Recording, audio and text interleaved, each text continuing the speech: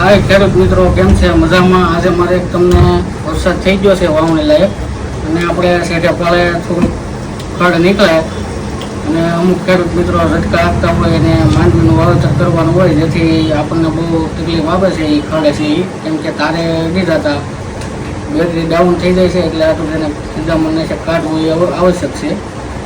તો મારે આજે તમને પેરાક્લોરાઇડ ડિક્લોરાઇડ નામની દવા આવે છે એની વિશે થોડીક માહિતી આપવાની હતી ખેડૂત મિત્રોને, કે આ દવા છે અને ખેડૂત નોખા નોખા નામથી ઓળખે છે.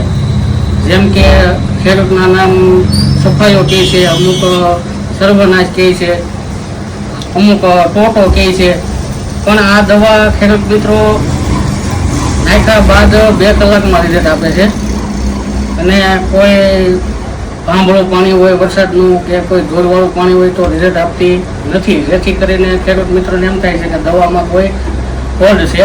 અને બીજા નંબરમાં આ હિમોગ્લોબિન ઉડાડી નાખે, એટલે હરિતકણ, જેમ આપણે કેમ શરીરમાં રક્તકણ હોય એમાં આ છોડવામાં હરિતકણ હોય છે, જે પ્રકાશ સંશ્લેષણની ક્રિયામાં એટલે કે ચોખ્ખા પ્રકાશના તાપમાં એ દવાનો ઉપયોગ થાય તો જ એનું રિઝલ્ટ સચોટ મળે છે.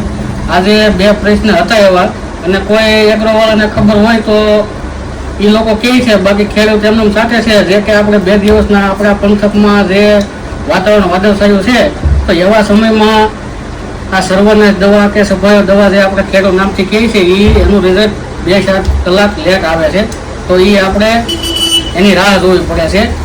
આપણે અજયભાઈ જે દવા લેવા આવ્યા છે એને મેં કાલ દવા આપેલી, તો કે રિઝલ્ટ આવ્યું નથી. પણ એને પૂછતા એને ખબર પડી કે અજયભાઈએ સાંજના સમયે 7:30 વાગે આજુબાજુ નહીં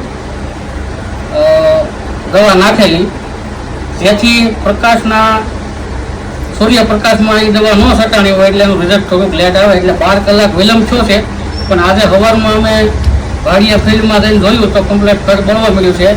જેથી કરીને આ દવા પ્રકાશના હાજરીમાં છાંટવી અને ચોખ્ખું પાણી વાપરવું, જેથી ખેડૂતને ડબલ ખર્ચો ન થાય.